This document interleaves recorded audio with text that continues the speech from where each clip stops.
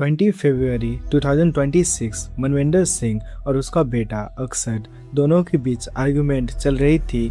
धीरे धीरे आर्गुमेंट में आवाज़ें ऊंची होने लगी and suddenly everything gone silent. कुछ दिन बाद अक्षत पुलिस स्टेशन जाता है और कंप्लेंट फाइल करता है कि उसके पापा मनविंदर सिंह अभी तक घर नहीं लौटे। अक्षत टेंशन में था।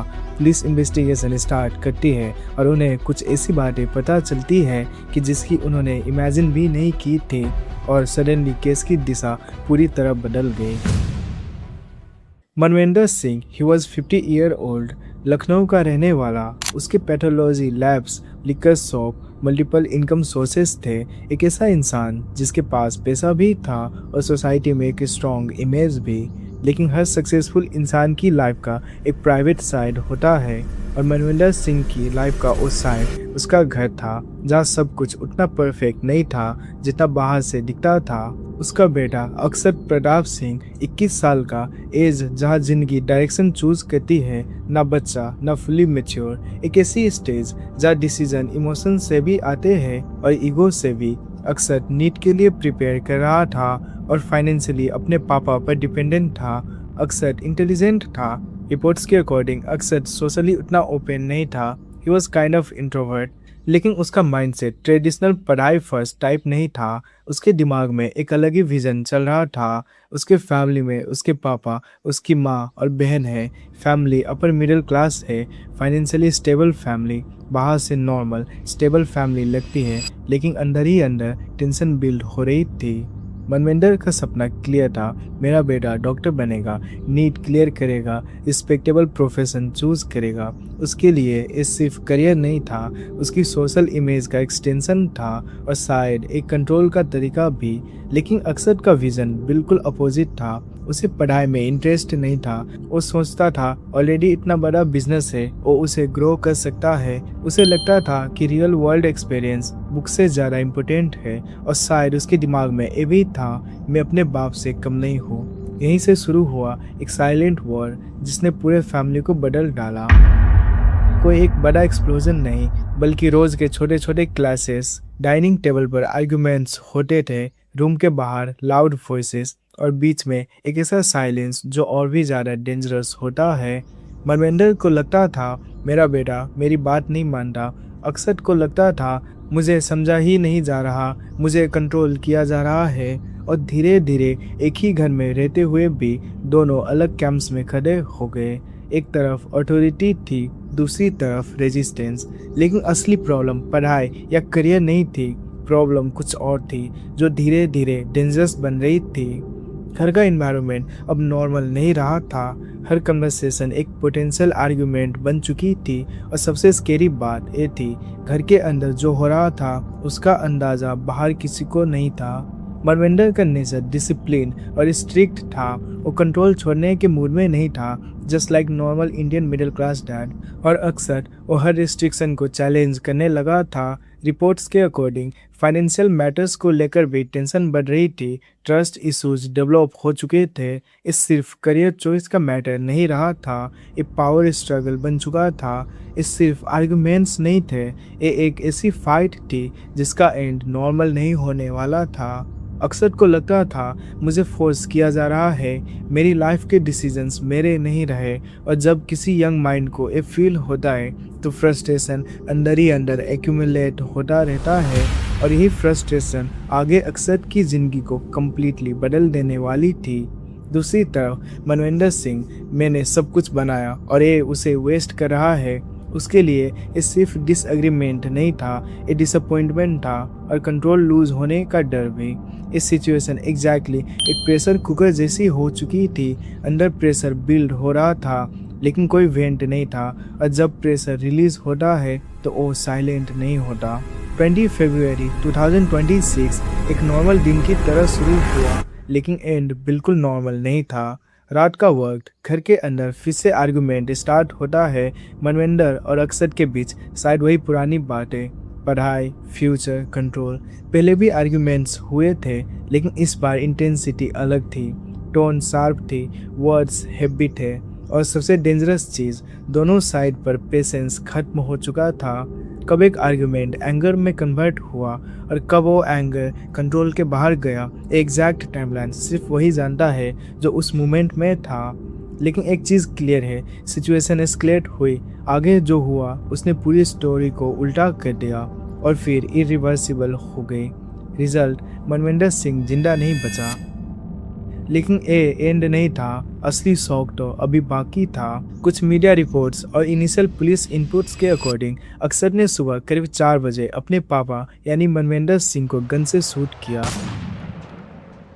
एक सेकेंड के लिए सोचो, जिस आदमी ने अपनी लाइफ में सब कुछ बिल्ड किया, उसका एंड उसके अपने ही घर में हुआ। और सबसे शॉकिंग बात, उसका अपना ही बेटा उस मोमेंट में इन्वॉल्व था। अक्सर जब किसी से इतना बड़ा एक्ट हो जाता है तो पैनिक नेचुरल रिएक्शन होता है। लोग कंफ्यूज हो जाते हैं, गलतियां करते हैं। लेकिन यहाँ अक्सर ने जो किया वो कम्प्लीटली अलग था।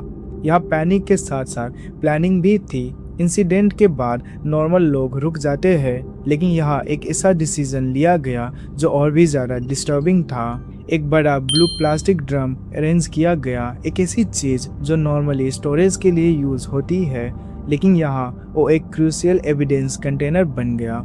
फिर बॉडी को ब्लू ड्रम में डाल दिया। यहाँ पे बॉडी को कंसील करने की कोशिश की गई, एविडेंस को डिस्ट्रॉय करने की प्लानिंग हुई। इस सब कुछ घर के अंदर हो रहा था, वही घर जहाँ कभी नॉर्मल फैमिली लाइफ चलती थी। और सबसे चिलिंग पार्ट, बाहर की दुनिया बिल्कुल नॉर्मल थी। लोग अपनी डेली रूटीन में बिजी थे, नेबरहुड नॉर्मल था। किसी को अंदाज़ा भी नहीं था कि एक घर के अंदर एक फैमिली ट्रेजेडी, एक क्राइम और एक डेस्परेट कवर अप एक साथ चल रहा था।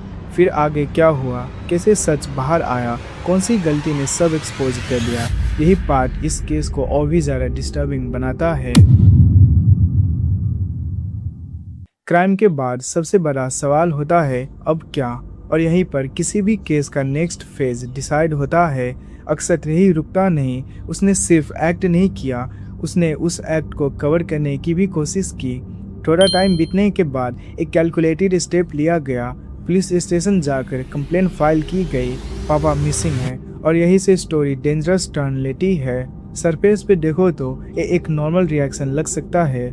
अगर कोई घर का मेंबर सडनली गायब हो जाए तो कंप्लेंट फाइल करना ऑब्वियस है, लेकिन यहाँ कॉन्टेक्स्ट अलग था। ये मूव इम्पोर्टेंट क्यों था? क्योंकि इससे एक नैरेटिव क्रिएट होता है, एक टाइमलाइन सेट होती है, और सबसे इम्पोर्टेंट, सस्पिशियन अक्षत से हट जाता है। कोई नहीं सोचेगा कि अक्षत ने अपने पापा को मारा है। अब ऑफिशियली स्टोरी ये थी, मनविंदर सिंह घर से निकले और वापस नहीं आए। इसका मतलब इन्वेस्टिगेशन का फोकस घर के अंदर से बाहर शिफ्ट हो जाता है और इनिशियल डाउट नेचुरली कम हो जाता है। कुछ दिनों तक सब कुछ सरफेस पे नॉर्मल लगता रहा और पुलिस भी मिसिंग केस के एंगल से ही देख रही थी। लेकिन यहाँ पे एक प्रॉब्लम होती है कवर अप के साथ। वो परफेक्ट तभी लगता है जब तक कोई डिटेल मिसमैच ना हो, और रियल लाइफ में परफेक्ट कवर अप ऑलमोस्ट कभी नहीं होता। पुलिस इन्वेस्टिगेशन धीरे धीरे डिपेंड होने लगती है। पुलिस को इनिशियली सब नॉर्मल लगा, लेकिन एक छोटी सी डिटेल ने सब कुछ बदल दिया। ये इंस्टेंट ब्रेक थ्रू वाला केस नहीं था, ये एक लेयर बाय लेयर अनरेवलिंग था। सबसे पहले स्टेटमेंट्स कलेक्ट किए गए, घर के लोगों से बात हुई, जान पहचान वालों से सवाल जवाब हुई। फिर आया सबसे इम्पोर्टेंट पार्ट जिसने केस को फ्लिप कर दिया, टाइमलाइन रिकंस्ट्रक्शन। पुलिस ने ये समझने की कोशिश की लास्ट टाइम मनविंदर सिंह को किसने देखा, वो घर से कब निकले, और उसके बाद उनका मूवमेंट क्या था। यहीं पर क्रैक्स दिखने शुरू हुए। छोटी छोटी इनकंसिस्टेंसीज, स्टेटमेंट्स परफेक्टली अलाइन नहीं हो रहे थे, डिटेल्स में स्लाइट वेरिएशंस थे, और कुछ चीज़ें लॉजिकली फिट नहीं हो रही थी। इन्वेस्टिगेशन का डायरेक्शन धीरे धीरे चेंज होने लगा, मिसिंग केस से सस्पिशियस डिसअपियरेंस और फिर इंटरनल इन्वॉल्वमेंट के एंगल पर शिफ्ट, और धीरे धीरे सस्पिशियन अक्सर के अराउंड बिल्ड होने लगा। अब इंटेरोगेशन का फेज आया। एओ स्टेज होती है जहाँ साइकोलॉजिकल प्रेशर काम करता है। अक्षत को इंटेरोगेशन के लिए बुलाया जाता है। पुलिस रिपीटेड क्वेश्चनिंग करती है, सेम सवाल अलग तरीके से। टाइमलाइन दोबारा पूछी जाती है, डिटेल्स क्रॉस चेक होती है, बॉडी लैंग्वेज ऑब्जर्व की जाती है। प्रेशर बिल्ड होता गया और एक पॉइंट ऐसा आता है जहाँ स्टोरी मेंटेन करना मुश्किल हो जाता है। और फिर जो उसने बोला वो किसी ने एक्सपेक्ट नहीं किया था। उसने कन्फेस कर लिया कि उसने ही अपने पापा यानी मनविंदर सिंह को मारा है।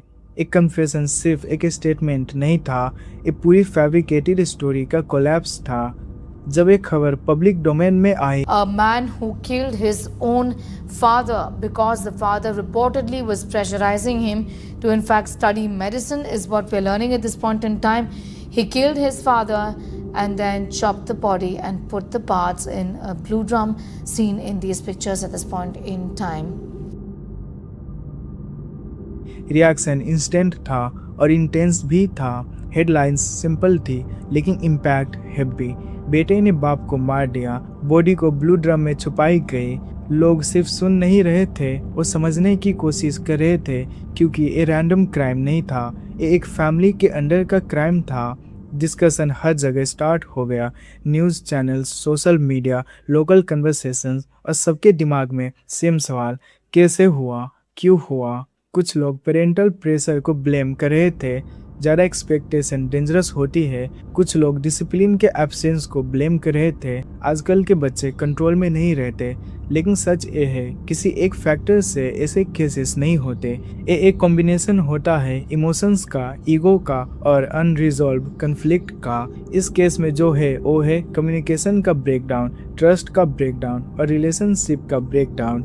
इस केस में हुआ यूं, कन्वर्सेशन आर्ग्यूमेंट बन गई, आर्ग्यूमेंट्स कन्फ्लिक्ट बन गए और कन्फ्लिक्ट एक इरिवर्सिबल एक्ट में कन्वर्ट हो गया।